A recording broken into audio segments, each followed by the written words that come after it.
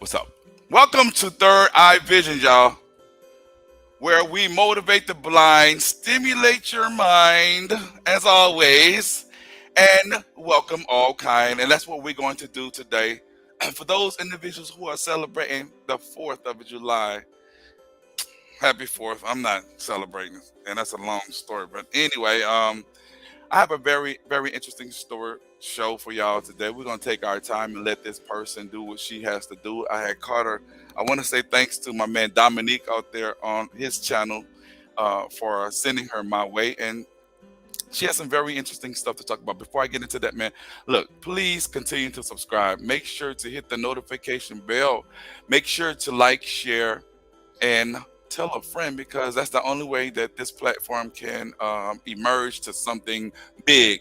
Today, no weapon formed against me shall prosper, and it's not mainly just a religious type terminology that I'm using today.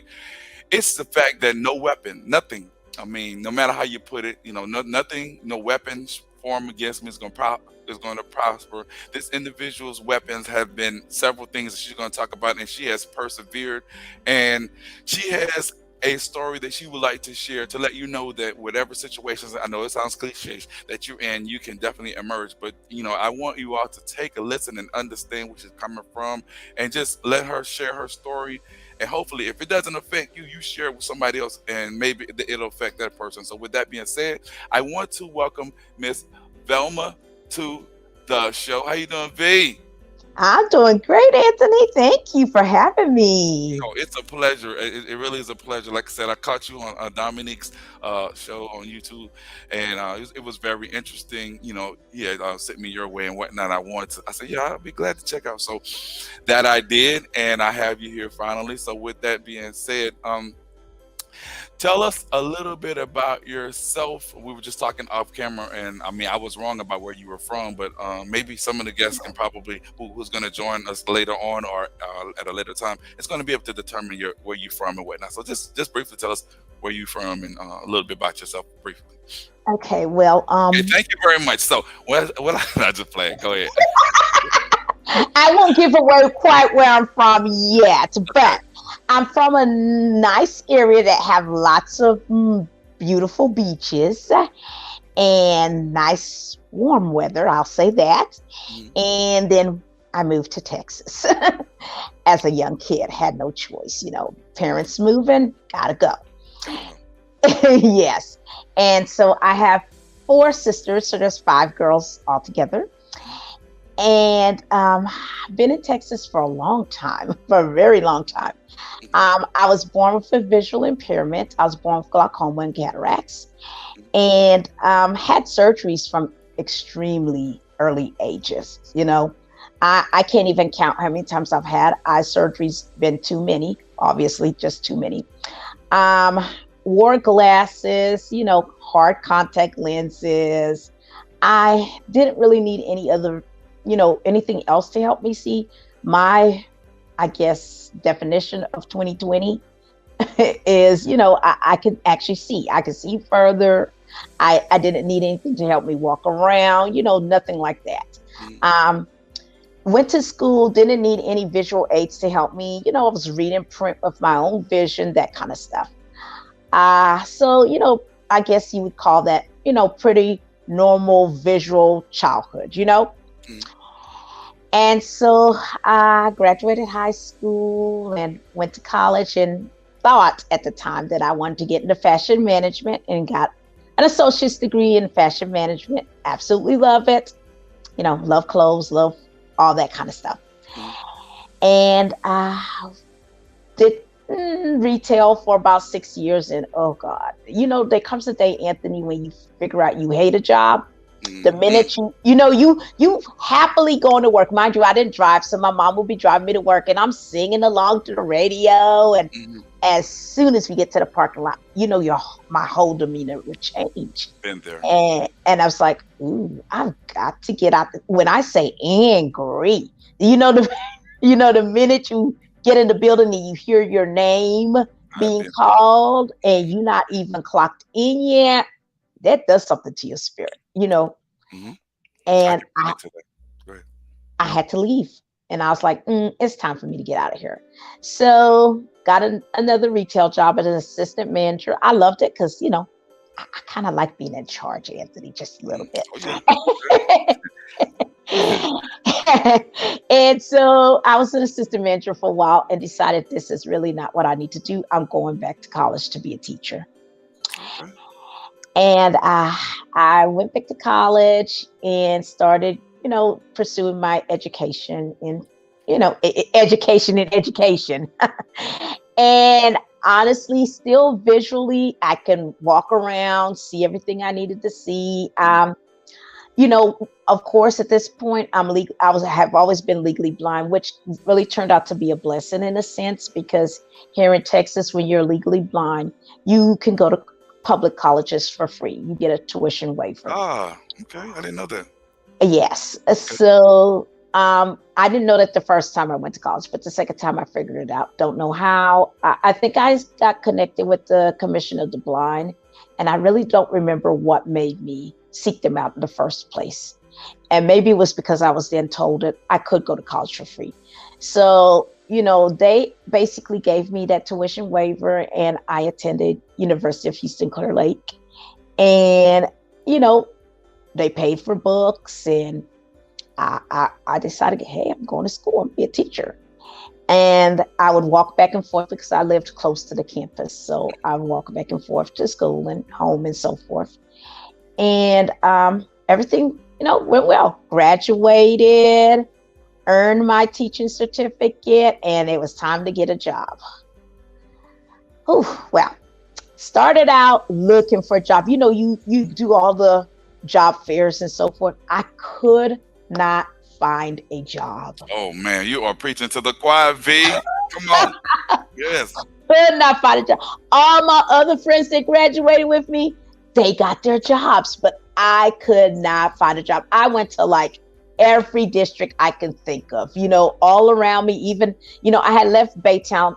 This is where I live. I left the Baytown, and I was in Clear Lake, and couldn't find a job out there. Couldn't find a job here. Couldn't find a job. Any surrounding areas, just couldn't find a job. And so I graduated in 2004. Couldn't find a job. So you know what? I was like, guess I'm stuck in college. What am I gonna do? Try again. So I decided to take some classes that was gonna benefit me as a teacher to become an ESL teacher. And so that's what I did. Yes. Well, no, not sign language. ESL to be, to help teach bilingual children, like Spanish speaking children and so forth. Okay. And so I did that. And once I finished taking those 2 classes, I have a very good friend who was working on a campus, and they needed a 4th grade teacher. And they asked, does anybody know somebody? Well, she dropped my name to the principal. And I remembered I was, it was like June. It was June. And, minding my own business, my phone rang, and it was the principal wanted to interview me, and, came all the way out to the town that the school was in and interviewed. And pretty much it was her and another lady that interviewed me. And they were offering me a job to be a 4th grade self-contained teacher, which basically meant I was going to teach everything to this group of kids. And they were like, can you do it? I'm like, yeah, I can do it, because of course I want the job. So were they doubting you because of your vision, or that was just a question they asked? It was just a question, because at that time you really could not tell that anything was wrong with me. You could not tell. Of course, they didn't realize I didn't drive, but visually, if you looked at me, you would not be able to tell I had a visual impairment. And so basically it was like, can you take on, because I would be teaching math, science, social studies, language arts, writing, and everything. I would be teaching everything. And so I'm the type of person, Anthony, if I take something on and I tell you I can do it, you best believe I'm going to give it everything I got and do my very best to accomplish it. Amen. And yes, I wanted a job. And yes, I said I was going to do it, not knowing how in the hell I was going to do it, but it was going to get done. And so so she was like, okay, well, we got more candidates and I'm gonna get back to you. That was like on a Thursday. Mm. I went home and I'm happily baking some chocolate chip cookies. Oh, And the phone rings. And mhm. wait, I was baking chocolate chip cookies and watching the Oprah show. Let me just be honest about that. And the phone rings, and it was her offering me the job that afternoon. And I was like, yes, I'm going to accept the job. Well, here's the thing. I lived in another town, and being that I didn't drive, I had to be at teacher orientation like that Monday. Okay. And so I literally was like giving my apartment notice on Friday. My family friends was helping me pack up. I moved in with one of my sisters for a little bit, because literally I was like, where am I going to live? Right. And I moved in for a little bit while I found a place that I was going to be living in, and started my teacher orientation like literally not even a week after getting a job. It was like over the weekend. Wow. Now, let me pause you for a second and ask just the exit question. When you accepted the job, at what point did you explain to them that you were visually impaired, or did you ever tell them? How did they find? How did they find out? Actually, I did not tell them. They did not know because, like I said, at that point, it was kind of like, I didn't feel like it was anybody's business, to be very honest with you, because there was no limitations on me. The only limitation I really had was the fact that I did not drive, Right. Right. Okay. you know? And so it wasn't going to hinder me in doing my job. So I didn't feel the need to disclose it to them. And I did not. Now later on, yes, I had to because circumstances changed. And that's why I want to ask you before you further yourself. In hindsight, and because upon doing these interviews with school teachers or just people in general, the question of should you disclose your visual or mainly just visual problems to an employer or whatever before or after or at what point? What just briefly, what would you say? Is it a must that you disclose it to them or let them find out, or what's the situation? What would you do or recommend to others? Okay. So in my case, I didn't feel like I needed to disclose them because it didn't limit me, right? Mm. But I will say this now, being where I am now, yes, I would have to fully disclose it because there's so many things I have to do differently. I mean, when you look at me, you could tell that I have some kind of visual impairment now.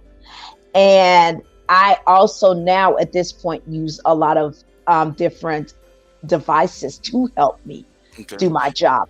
So I would have to disclose it now. And honestly, if you need some kind of accommodation for your job, you have to disclose it. Now, do you think when filling out an application, I know I don't want to go too far off the tangent, but I have to ask because it still coincides. Do you think whenever you're filling out applications, do you think as a visually impaired person that you should check, where they say you have, vision or whatever the case may be, or would you leave that blank? What would you say to that? Well, back in the day, I would not check in, and that's totally honest because yes, I had a vision impairment, but it didn't impede on what I needed to do. Mhm. Now, yes, I check it, but every time I check it, it's like a hesitancy. It's sort of like, ooh, if I check this, even though they say it does not affect, and Exactly. you know what I'm saying, equal opportunities and all that, you still stop and really think about it because they can easily be like, okay, let me scan this application. Oh, they check this. We're going to toss you to the side. Yeah, that is right. So it's really I don't know. It's kind of a catch-22 type of situation. I, But go ahead. I feel like it is. Yes, I feel like it is a catch-22. But then at the same time, it's kind of like, I check it and I'm like, God, you know what? If this door is meant for me, it's going to be That's right. open and not worry about it. That's right. That's right. Now, look, I had wanted to ask you when you were coming up, when because you discussed the fact that you had numerous amount of eye operations and things like that, and you wore a certain type of glasses and things like that, and then with the emergence of so much bullying going on, did you experience that as a child when you were coming up because of the fact that you I were? did it. I did get some bullying because oh my glasses were so ugly. First of all, they were like, the bifocal, trifocal kind of thing because my eyes weren't great. But they were also like cat shaped. And back then that was so not in style. And so of course, kids always tease kids that have glasses. Mhm. Back in the day. I don't think so much it's such a big deal now that kids get teased, but kids don't like to wear glasses. I don't care how old they are. They just don't like to wear Mhm. them. But I did experience some of that, with kids teasing me because of the fact that I did wear glasses. I can't say that I experienced it a lot, but it was something that I experienced. Also, one of the things I remember as a kid, is when you play games in PE or whatever, and you have to pick teams. Right, right. Uh-huh. I was never like the first one to be picked, Mm. but nor was I the extremely last one to be picked either, Okay. But it was closer towards the end when I'd be picked. And I think, that had a lot to do with the fact that, yeah, she wore glasses or whatever, because Okay. I think that's what happened. And am I affected by it? And that was gonna No. be my next question. Okay, good. No, I don't feel there are some adults who still to this day carry the fact that they didn't feel like they were in an in crowd or was a part of a group, not necessarily the popular group or whatever. I Mm. always had friends. So I never felt like left out. You know what I Good. just never was that person that felt that way. So I don't carry that stigma with me where I do know some people to this day. They carry it and you can tell they carry it still. Well, I love your personality, and it definitely has not affected you in any way, shape, or form. Now, as you were concluding the story about you being a teacher, how difficult was it? Because you had overcame all the obstacles. Am I correct? I did at that point, and I started my first year, which is I call that your Lala year. So for every teacher that has their first year, that should be your Lala year. If it's not your Lala year, you ain't on the right campus at all. Mm. Because I say Lala year because you don't know what in the world you doing. You Mhm. gonna make like 50 million different mistakes, but somehow they all gonna be okay, and your kids are gonna be all right because you're putting everything into it. If you're putting everything into it, it'll all turn out to be okay. Mm. I had no idea, Anthony, what I was doing. Like I said, I taught everything. I ended up being blessed to have a teacher on my grade level that was like really good at language arts and she was good at writing. So she basically would like take me in the morning or the afternoon Mm. and she would teach a lesson and I would teach it to my kids. You know what I'm saying? Right, right, right. And so I had her. Then I ended up having the math guru in the district, like the head math person in the district, Mm. always be in my classroom. She was there to help me. It was a fellow black lady, and Mm. she took black teachers under her wings, Mm. Okay. definitely. And so she was there to help me teach math to my kids the way it needed to be done. I will never forget her, Miss Boujar. She's Mm. still teaching, wonderful lady.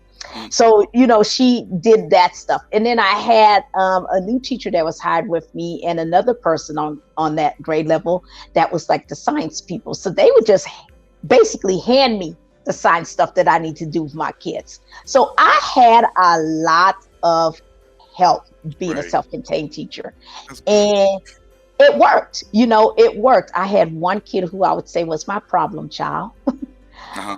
but he was only a problem for 3 weeks. Once he figured out, what, no matter what you do, it's not going to get you to. He just came in saying he's bad. He's always bad. Uh-huh. I'm gonna think he's bad. That whole thing. And I'm telling you, I love that kid still to this day. Uh-huh. Okay. And Great.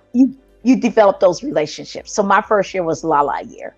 Okay. Now, at what point did you start seeing some changes. difficulties and stuff like that. Yeah.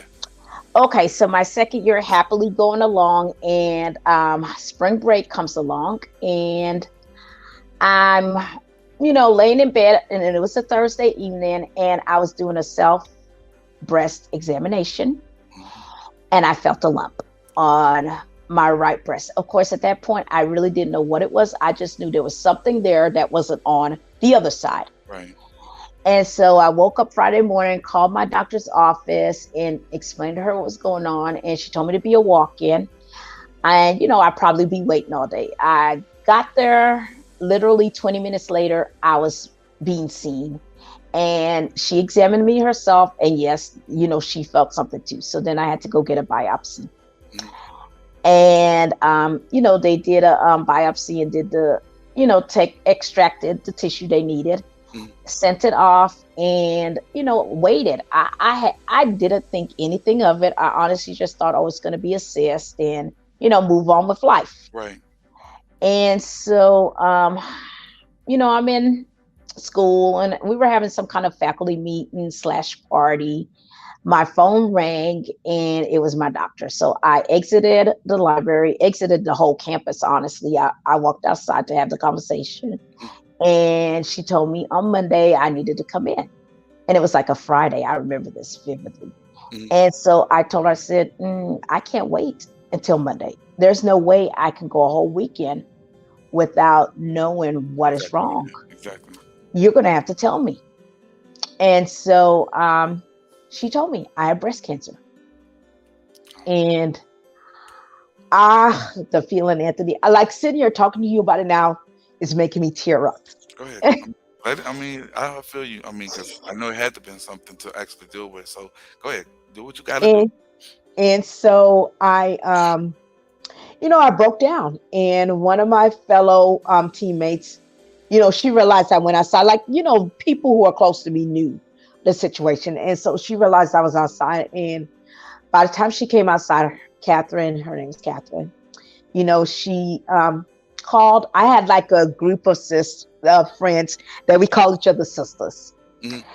And so she called the sisters, and they came outside, and of course we all cried together. And eventually, once I was able to get up, literally, came home, and I had to tell my family, Mhm. like gathered everybody, and had to say the words. Every time I said I had breast cancer, I would break into tears. I could not say it without crying.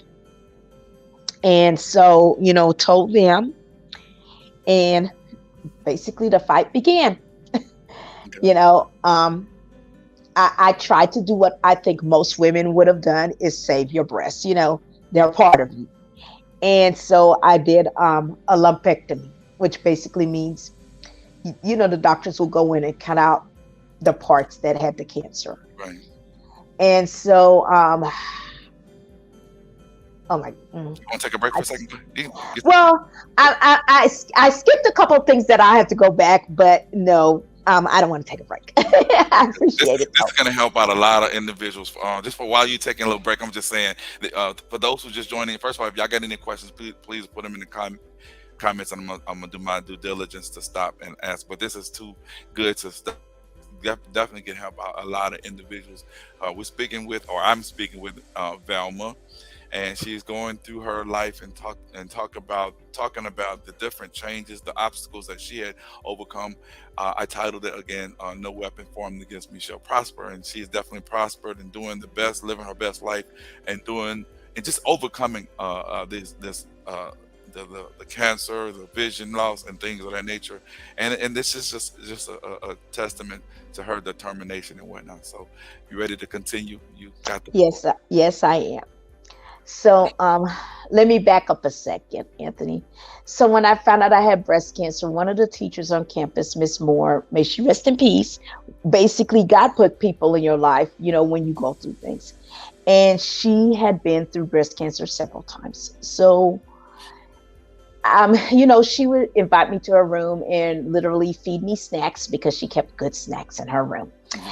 And and we would have like girl talk, and she was preparing me for what I was about to go through, and kind of giving me steps, like when you start doing chemo and you see even a little bit of your hair falling out, just go ahead and shape it all. Get you some cute scarves or hats or whatever you want to do, and, Right. make it cute and make yourself feel beautiful. Right. Um, get a video game so you can fight something else besides the cancer. Different advice like that. And so, like I said, I decided to do the lumpectomy. I always somehow honestly was blessed to end up with the doctors that was the best in their field. Okay. And this particular doctor, he thought he was God's gift, But with that being said, I ended up with a fabulous doctor because he was he anything he did, he wanted it done right. But he also wanted you to follow all his orders to a T. There's certain doctors that, that's who they are. Right. And so I did the lumpectomy, and when we were finished with it and I had to go back, to do a checkup, he basically told me what they thought I had caught early was not like at a stage 1. I was closer to a stage 4. Mm. And there was so much more there. So he was like, you're gonna have to do a mastectomy. And so, he said, if I was you, I would do both of them. And so I remembered looking at him and I said, if I was your wife, what would you tell her to do? He said, I would tell her to take both of them, because if it spreads to the other side, then it would be worse. And so I remember looking at him. I'm like, okay, we're going to do a double mastectomy. We're taking both of them. Mm. And so that is what I did. That had to been a lot. It had to be a lot for you to consider, though, huh? I mean, how long did you have to, just kind of waver that decision and whatnot? Anthony, to be very honest with you, when he said that in his office to me, I said that right back to him. Okay. It wasn't like even let me think about it. It was, you know what? I'm trusting you because if I was your wife, that's what you would tell her to do. Okay. Wow. And so I trusted him because honestly, what he had said to me was I should not have found or felt the lump until it was too late for my life to be saved. So I know at the age of 35, if it wasn't for God, I wouldn't have been here today. So that meant, God was watching me. I was in his hand. So I trusted this doctor and went in and had my surgery. And,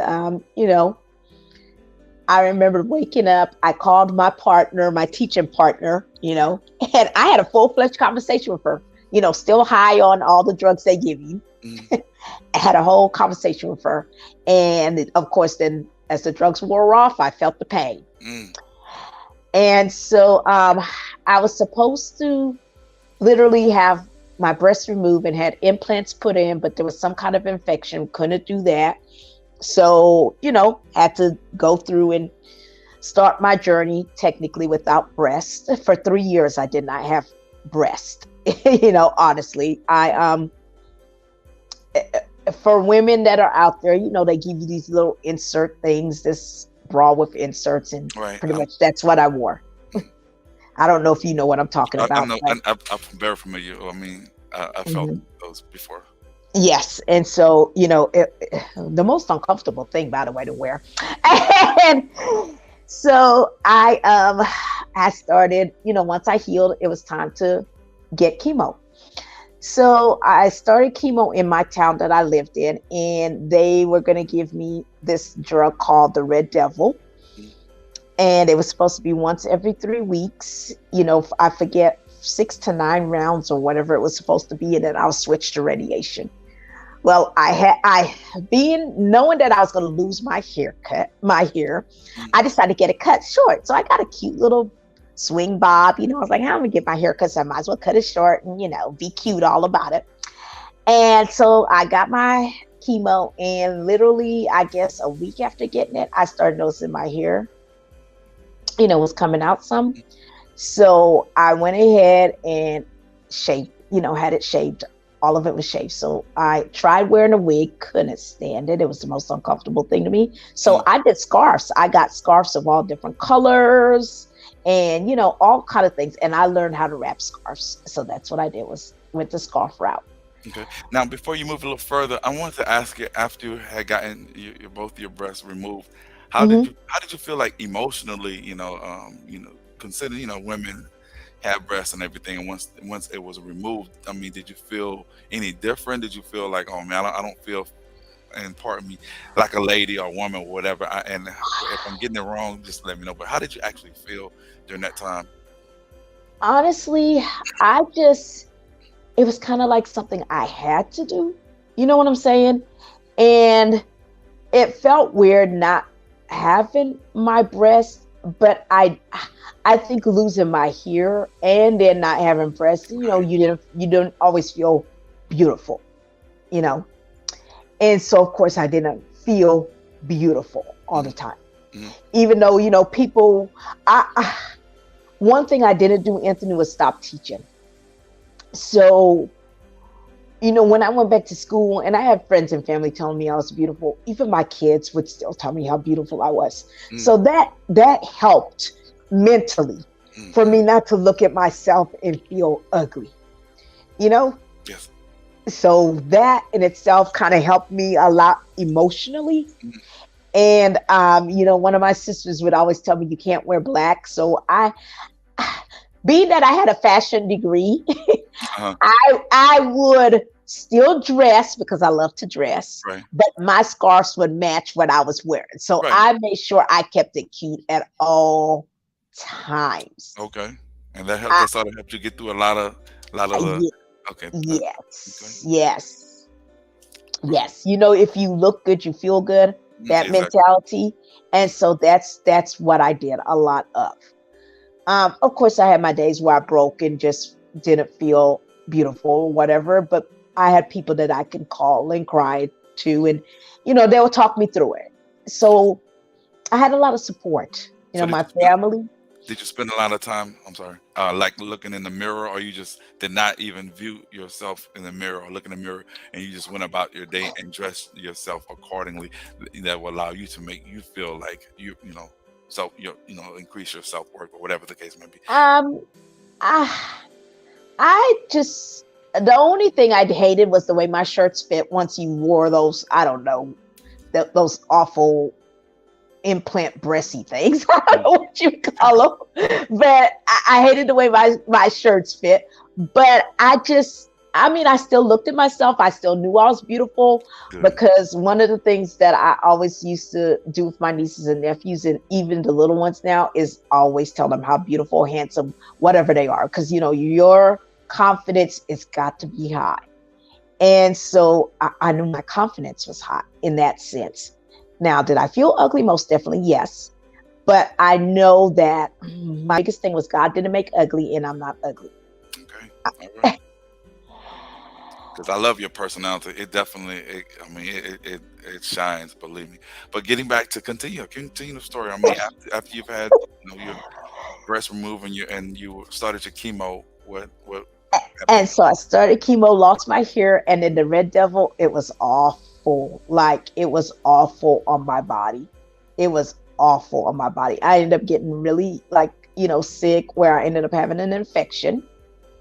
So I ended up having to go in the hospital because they had to open me up to remove the infection. Okay. And this whole time I was still teaching, Anthony. Mm, I was still teaching, didn't stop teaching. And I ended up being in a hospital for, it wasn't quite a week, but it was, almost a week, and got the infection removed. And then they were like, okay, you know what? We're going to switch to radiation, since I couldn't go back and have chemo at that point because I was still healing from, having the infection removed. mm, So with radiation, I would go to work every day. I would drop my kids off at whether they were going to PE, music, or art. I would tell them, look, I'm either going to be right back, or I would have another person on campus pick them up and take them to my room. mm, I would leave campus. One of my friends on campus would take me to my radiation appointment because it was in the same town. I would go in, do radiation, come back out, go straight back to campus. And literally there were times I was walking in the door as they were coming out of music art or PE, or I would be coming down the hallway, turning the corner as, the person I had helping me was letting them have a restroom break. So I never missed. Man, bless your heart. I mean, so after you I mean, the radiation didn't make you feel any certain way, because I've heard people talk about how they, who have developed cancer after the radiation, they feel a certain way. So you didn't feel any type of like fatigue or anything of that nature? I was tired when I came home, Mm. but it wasn't to the point that I just was like, I can't work. You know what I'm saying? And I think the working for me was mentally helping me, because like I said, Miss Moore's advice was, do all this other stuff so you don't think about your cancer. So working and being able to still be a teacher, care about my kids, take care of my kids, that kept my mind from always focusing on cancer. And I think it helped me in the long run, because I didn't settle and let that take over me and that make that my whole world. And she was so right about that. She was so very, very right. So my advice would be, if you can continue to do, I don't care what it is you love. You might not be able to do a job, but if you are a gardener, if you are whatever it is that you do that you enjoy, I would tell somebody, if they can physically continue to do it, definitely do it, because it helps you from focusing on just Right, going through cancer. right, right. So how long did you? I mean, there's a point that you stopped teaching, huh? Or are you still, No, okay. I stopped. I kept teaching throughout cancer. Is that what you were asking me, Yeah. Anthony? I taught the whole that time. So when I went back and tried to have another round of the Red Devil, it wasn't working. They retested me to see how the cancer was doing. The cancer has spread to the other side. And that was thank God I had removed the other breast. And so at that point, I ended up like, we're going to MD Anderson. So if I don't know if you've ever heard of MD Yeah, Anderson, but I have. Yeah. one of the best cancer centers in the world. Mhm. And so I ended up at MD. And at that point, I would do my chemos only on Saturdays. And so I was able to teach Monday through Friday. On Saturdays, I would pack up any papers I had to grade. I would take everything with me to MD. And, I had my own little room. So I Right. would have my papers spread out. I would be grading things. I'll be making lesson plans. Like, I used them hours that I had to get chemo, because chemo was hours, and that's what I did. Now, when you said thank God you had your other breast removed because it spread it, what would have been the difference? Like a bit, I mean, and I don't sound uh, like illiterate, but I'm just asking anyway. Like the fact that you removed it, okay, I understand that it wouldn't, it had no other breast effect, but what what was the good thing about having your breast removed and it spreading to the other side? The You good follow thing what I'm is saying? the good thing is that it didn't have a chance to settle in Gotcha. my chest again, Okay, gotcha. because there was nothing there. There was no breast tissue there for it to attack. Okay, gotcha. Okay. Hmm. So in essence, breast breast cancer affects the breast. It doesn't affect any other parts of the body, right? Um, well, it went from, because it didn't have my breast tissue to go to. It went to my lymph nodes under my left arm. Mm. And that's where it ended up going. And so by the time I got to MD, I had to have, I had to have another surgery to remove the lymph nodes, that were affected. And they treated, they were able to do a lot of treatment with the chemo, and, after that, more radiation. Oh man. So if I ended up had kept that breast, I would have went through a whole nother surgery of having Uh, the breast removed, go through a whole nother recovery period, which was not any fun, you know. So I'm glad I did it, because I didn't want to do that again. God. So your time at MD Anderson and getting the treatments and whatnot, that was was for how long? Ooh, maybe two. I had breast cancer in 2007 and then it finished with my whole journey until 2010. So I think I ended up at MD maybe for 2 years. It's about 2 years, maybe a little bit over that, And you still honestly. talk during that time. I did. I did. I certainly did. Were there any times while you were going through the treatment that you just like felt like, man, I can't go through this radiation anymore? I mean, not not wanting to give up, just I just can't take it anymore. It's I mean, because I don't know exactly what how excruciating it is and whatnot. I'm quite sure that it's a major task to partake. But was there a point in time that you was like, nah, I don't want to do this anymore, or No, where were you? never, never, because I had made a promise to, someone in my family that I was going to live. And because I made that promise, I had to do everything I needed to do to live. And so I was determined to live. Other people around me, and this is not, I don't know about my family and my friends. I don't know if they ever thought I was not going to make it because they've never disclosed that to me. And I think everybody was positive around me. But I had like a teacher that was on my campus who, mind you, I said family and friends. So she not included in my circle. Mhm. She later on said, I didn't think you were going to make it. Well, hell, really honestly, I'm glad you weren't in my circle because I wouldn't have wanted that negativity in my circle. So as for everybody else that was in my circle, that I consider my circle, there was never any negativities. They were there to let me cry on their shoulders, if I needed to. I mean, Anthony, when I say people did a lot for me above and beyond what they probably ever needed to do, and I can never repay them.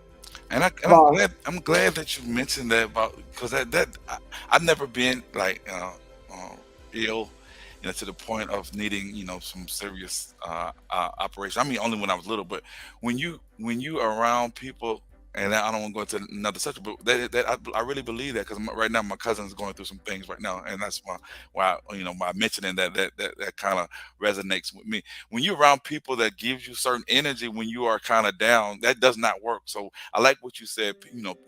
If you were negative, you didn't want them in your circle, and mm, you wanted people that was going to be positive and allow you to be yourself, and because you are human, you're gonna cry, you're gonna feel a certain way, but they were there to just hey, kind of like give you that extra strength that you don't have. Comment on that briefly. well, okay, so I have my family, like my family that, supported me. Then I had what I told you was my sisters Mm, at work. And like I would say they and my best friend as well, because I have a best friend that was there. And so when I think of my best friend, she is part of my family. And so I had my family themselves, my best friend, and I had my sisters, and then I had a work family.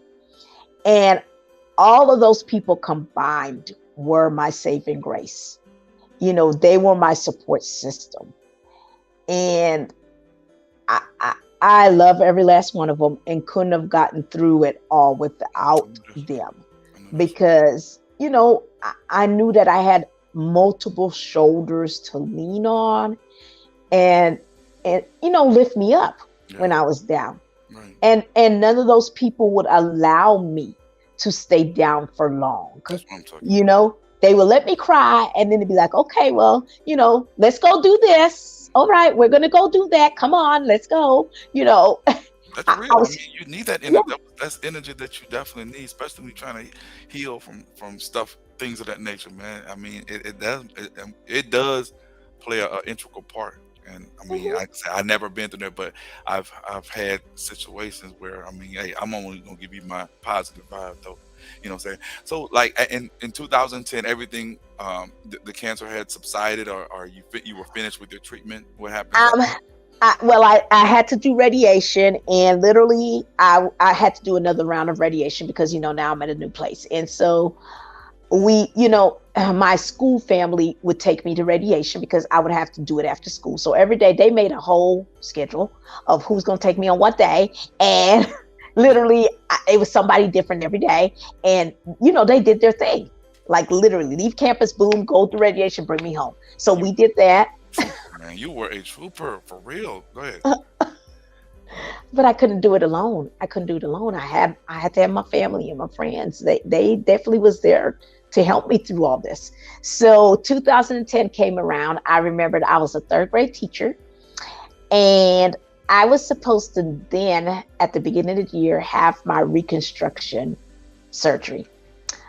But because I was third grade, you teach like the state test. And so I remember going to my principal and I told her, look, I'm supposed to be having reconstruction surgery, but if I have it now, it's going to take me out for a couple of months, and I can't do that to my kids. Now, I now, need to. excuse me. For those who don't know, such as myself, reconstruction. Explain to them briefly what that is. Okay, so that means that I was going to now be able to have my new breast, Okay, that's what I thought. yes. And so I explained to her that I could do it at this time, but I don't want to do it at this time because I need to make sure that my kids are ready for the state test. So what I told her is I'm going to wait until after I get them through the state test, which was in April. Once I finish, getting them through the state test and I test with them, then the next day I'll be gone. And I remember her looking at me saying, are you sure that's what you want to do? I'm like, yes, ma'am. I said, I said, I've been without breasts for this long, several more months, and, it's not going to change it either way. I feel you. Go ahead. I like that. And, Man. That was commitment for for your soul. Go ahead. and so I did what I needed to do with my kids. And I had already, so the day after the test, I came back and I told them, look, guys, this is going to be the last day I'm going to be here because I have to go have surgery. They knew pretty much I've been through breast cancer, Mm. And so I was like, I'm going to have surgery and I won't see y'all until I came back for like the last day of school when it was time to have a party. And technically I wasn't even supposed to be back, but I came back because I wanted to say goodbye to them. And so I went off and had my surgery, which, was painful. I'm not even gonna lie. I had to have help just even getting up out of bed. And, I'm just gonna say this. I do not understand why people go through and have plastic surgery Mm-hmm. just because That's a good. I mean, that's keeping it real though. It's keeping it real. I doing that and all the stuff that you have to deal with and the pain. I wouldn't have done it to myself just because. If it was not medically necessary, Right. no way. It's painful. I feel you. So y'all better take heed. Take heed to those individuals who might want to get their butts lift or going to get this and that. Man, hey, God brought you here with what he. Hopefully you leave with whatever he sent you with. So, go ahead. Yes. And so I had my surgery. Like I said, I had to recover and I was able to go back and, say goodbye to them the last day, the little party and so forth. And Um, so, that, okay. So with that all said, also at this time, Anthony, I started like in 2009, my vision was changing. And between 2009 2010 my vision did a big change. Like I started noticing that things were different. Like I was seeing things different in my left eye. And so I ended up losing all the vision in my left eye, a significant amount in my right eye, and I also lost the contrast in my eye. I didn't even know we had contrast in our eye. And the only reason I knew that was because I was at a doctor's office and I don't remember, I think it was a low vision appointment. Right. And so you know how they check your vision and they have that big chart on like an easel type board. And, she kept moving it closer and closer and it was on a white background with black letters. And I'm like, I can see it, but I can't see it. Mm-hmm. And she was like, you lost your contrast, which basically means that you can't see anything on a white background. Okay. Well, you're painting a very good picture because hell, I lost my sight when I was 2, so I don't remember ish. So yeah, I'm learning something new in that aspect. So yeah, go ahead. At that point, I figured that out, but I was like, how am I supposed to still continue to teach? Because, I got to take care of myself. Mhm. And so I remembered working with the Commission for the Blind when I was going to college. Like I told you, they helped me get my tuition exemption and all that stuff. So I called them. I had no idea who to call. So I called the people that I knew helped me with college. Mhm. And though that turned out to be the right people to call because Mhm. they were able to get me like a CCTV. Right. And so with the CCTV, I can change the background color. And so the font will be different, the background color will be different. Well, for me, the best thing for my eye is like a black background Mhm. with white fonts. Uh-huh. And so basically I had to reverse it. So that's what I did. And they gave me 2 CCTVs, one for my classroom and Mhm. one for home. Mhm. And then I also had gotten Zoom Tech on my computer, which was, it's a magnifier. Uh-huh. And my computer, it's a black background, white fonts, and I can increase the magnification because of course I have to. Mhm. Right now I magnify it like at a 3, which everybody else, they can sit in my dining room and see my computer from where they sit at. Right. But to me, it looks normal, Right. which is so weird, but it is what it is. Mhm. And so, I got those devices to help me. And that is how I continued teaching. So then it came a point where one of my friends who, you know, God blesses you with some smart people in your life sometimes Right. that give So you knowledge that you don't know. So right. one of my friends said to me, because you are, blind, legally blind, you got ADA rights and you can ask and request for aid in your classroom. I Mhm. was like, I can't. So I requested for an aide in my classroom. Well, the principal at the time was like, no. And so I was like, oh, so, I talked to some people and they were like, oh, she said no. Oh, don't worry about it. Right. So to make I don't know what took place, but I know there was a meeting about me. And the next thing I knew, I had an aide. Okay. And so my aide was my extra pair of eyes. So, when I wanted to do things with the kids, she would run like all the computer stuff, Right. and I would have my stuff, my CCTV, and put things underneath it and still be able to read. Mhm.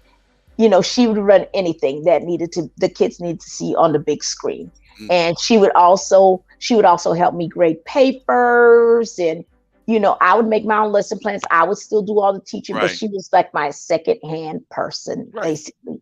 Mhm. And also she was my pair of eyes to make sure kids weren't acting up, but my kids respected me enough that it was very rare for them to act up. And so that's how I continued teaching, honestly, was I had all the things I needed. And so, with the vision loss, it's different now, Anthony, because So are you, like, before you go further, are you so you currently you're still teaching, or you? I am no longer teaching with the district. That's a whole nother story. Mhm. But at what point did you like give it up? Say, well, okay, I'm fixing to move on from teaching third grade and move on to something else. Well, I continued to, I did not quit teaching until 2019, 2020, and it had nothing to do with the pandemic. I had a very discriminatory principal, Mhm. and we went through some things, and I knew if I stayed on her campus, it was going to be worse for me. And I tried to transfer and I wasn't able to transfer off that campus. So I was like, God, if I don't transfer off this campus, you're going to have to make a way for me to be able to exit because I was not going to stay on that campus. Now, for fear of going in, don't go into the detail, but it because of your vision, or is it because Yes. Yes. It was and partly that and some other stuff. okay, well, yeah, we'll move from that. So, man, you've gone through a great deal. So what are you doing currently? I mean, what is Currently, not substitute, I tutor online. So I still use my teaching degree, but I tutor for two about a couple different companies. I was teaching Chinese kids English to begin with before Wow, China changed their rules. So I would do that from home. So I work from home, and I've been tutoring online, and that is what I do. man, Velma, you are very you. This was a very inspirational story. So I mean, with just with everything that you've gone through, your vision. Well, first of all, how much can you see now? Well, now I only see out of my right eye. And like I said, I've lost significant vision in that. Um, I don't see long distances at all. I can still see details on people. I can still see, colors and so forth. But, it's not the same. I cannot pick up a book and read it anymore. If I'm in an unfamiliar place, I do use a cane because I did get O&M training. If I'm in a place I know, I really don't use my cane. My perception, my perception is not the same. I have to be very careful when I'm stepping off curbs. If it's got, like a colored curb, how they got them red or yellow, Right, I can tell that. But if the curb is the same color as literally the road, I have to be very careful. Working with one eye is a heck of a lot of work right. It is. because you're trying to scan everything, Exactly. you Now, know. now you are aware of the many technologies that are out there for individuals who are visually impaired, right? Do you keep up with that? Because there's so many from the the from the cane, the different. There's like the We Walk Smart cane. There's just a whole bunch of different type of technologies. So do you keep up with that? I have seen the We Walk Smart cane, and it's a very nice cane, very expensive too. But I just have a graphite cane which I use. Mm, That's my favorite. A folded one because I don't like the straight that's what I one. use. So where are you with the your cancer? Is it in remission, or what have the doctors told you? My cancer has been in remission for a long time now. I have been cancer free since like they removed it in 2008, 2009. If you count going through all the treatments, I was finished with my treatments in 2009. So I've been cancer free for a long time now. If you want to, pick it from 2009, it's been over 10 years. Oh man, bless your heart.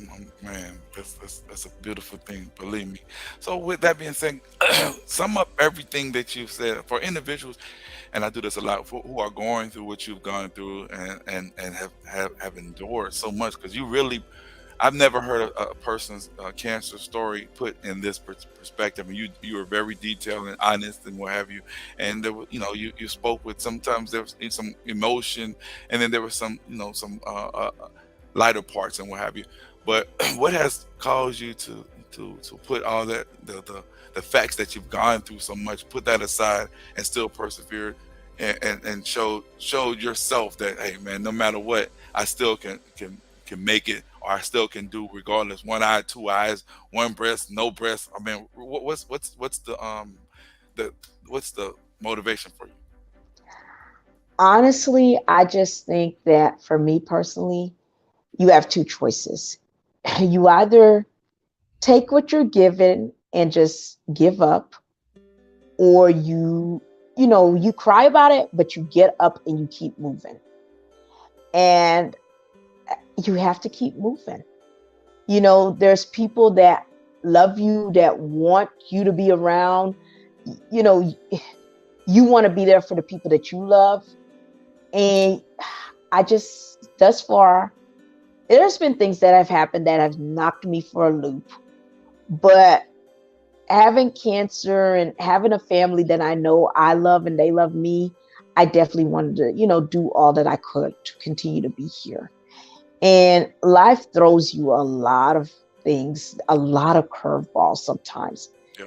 But, if you have people that love you, they will somehow help you through the best that they can. It might not take away the pain, but they're there for you, And so who are you not to try your best to be there for them too? And it makes me, I shouldn't say feel upset or angry because, and this is more personalized, that I lost my auntie due to breast cancer, and her, the way she was prior to, she was very positive. She was always on the go. She was always motivated. She was always a fun loving person to be around. And all of a sudden, the next thing that I heard, in a couple of years later, that she ended up with she passed from cancer, and she didn't tell anybody. She didn't, her and I mean, we were pretty good friends, or call, had a good relationship, nephew and auntie. But I thought that she could share a lot of things, because in the fact that we went, we talked about a lot of things, but she never shared it, and I was disappointed to the fact that she didn't share with her family, so that we could have been that particular support. I'm not saying that she would have been alive today, but that definitely helps, man, to have that support instead of keeping things to yourself and whatnot. Would you agree? So I'm going to take a different route with this, Yeah, go and ahead. I'm going to try to think about from her point of view. Maybe from her point of view, Anthony, she just wanted to live the rest of her life without having to go through those treatments, and just wanted to enjoy what she had with the people that she loved, without the fact that cancer was a looming thought to them.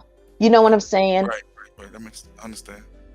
And so maybe she just wanted to enjoy the time that she had, because, like you said, she didn't share with you guys. So no telling how much time a doctor may have said, you have this much time left.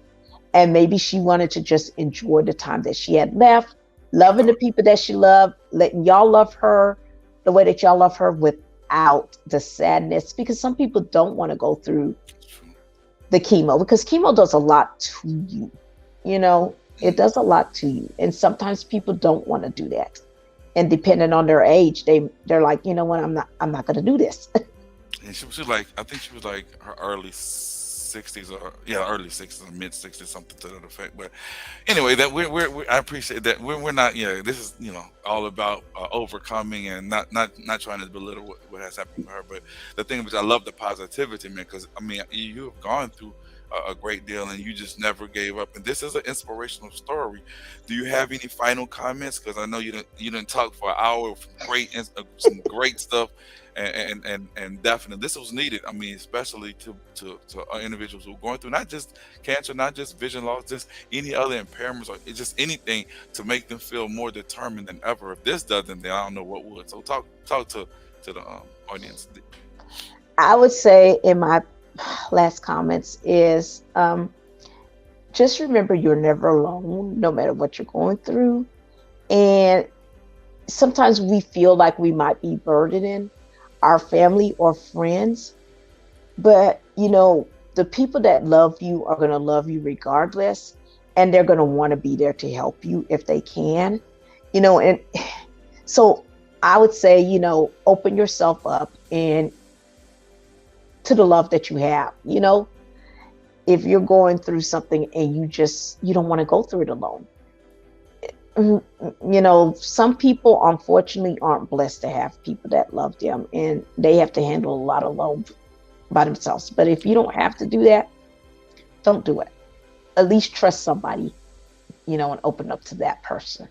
Wow. And on that note, we're going to conclude. I want to thank you, Velma. This is a show. Anytime you want to come on and share whatever it is, what you doing now? What's going on with you? I mean, in the YouTube streets, the TikTok streets. And are you doing? Well, I'm on TikTok, and so you can follow me at Queen VVEE_21. I'm putting in the But I am currently working on becoming a life coach. you I better. call myself an accountability liaison. So, Okay.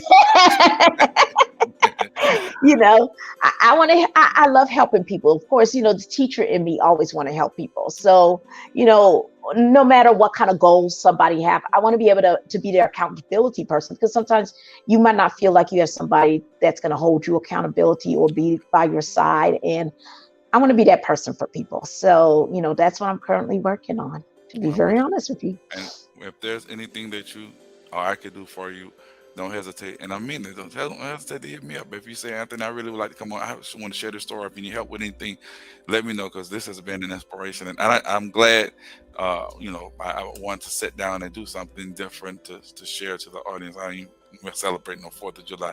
This was my 4th of July. So thanks so much. You have any last parting words for?